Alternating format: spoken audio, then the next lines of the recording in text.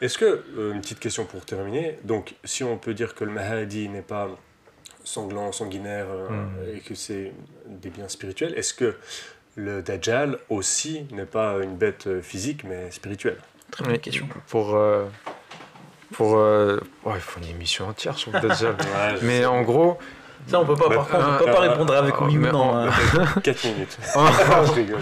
Mais en gros, il faut déjà comprendre c'est quoi le Dajjal et qu'est-ce que c'est que le Dajjal pour savoir est-ce qu'il va le combattre, comment il va le combattre. Le Dajjal, Prophète Sassam, il a fait beaucoup de prophéties dessus. Parfois il parle d'un monstre, parfois il parle d'un homme, ceci, cela.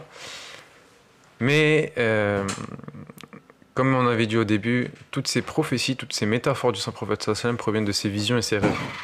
Et les visions et les rêves sont interprétés. Et en fait, ce qu'on peut conclure, le Dajjal, en lisant la Sourate Al-Kahf, on reconnaît le Dajjal.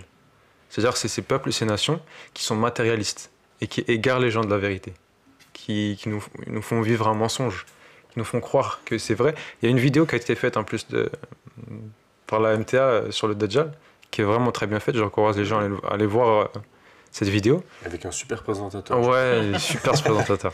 Mais en fait, comment il va le combattre, le Dajjal, si c'est juste c'est des nations et une idéologie? Parce qu'il va faire un djihad contre eux, mais ça va être un djihad de la parole et de la plume. Ce ne sera pas un djihad de l'épée. Le djihad de l'épée n'est autorisé en islam qu'en cas de persécution religieuse. Quand on est persécuté pour sa religion, on se défend. On ne peut pas l'utiliser pour transmettre le message. C'est pas possible. Et le prophète Sassam, il nous clarifie ceci dans un de ses hadiths, qui est dans Muslim et Jami' al-Tirmidhi. Le prophète Sassam, il dit à ses compagnons, en parlant du Dajjal, فَإِن يُخْرِجُوا وَأَنَا فِيكُمْ فَأَنَا حَجِجُهُ. C'est-à-dire que s'il sort, s'il arrive, alors que je suis présent parmi vous, alors j'argumenterai contre lui. Je le surpasserai par l'argumentation.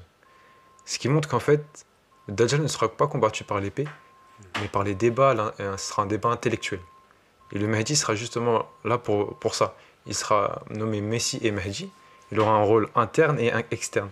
Il devra défendre l'islam contre toutes ces attaques faites par le Dajjal, mais ça sera aussi l'imam al-Mahdi parce qu'il devra réformer la Oumma à l'intérieur, en interne, parce que les musulmans se sont égarés.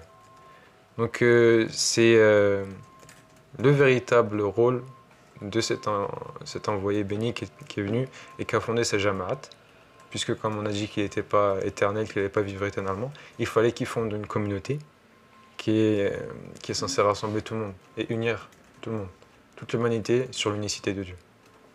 Et cette victoire va se faire par le prêche, par la transmission et par l'amour et non pas par l'épée.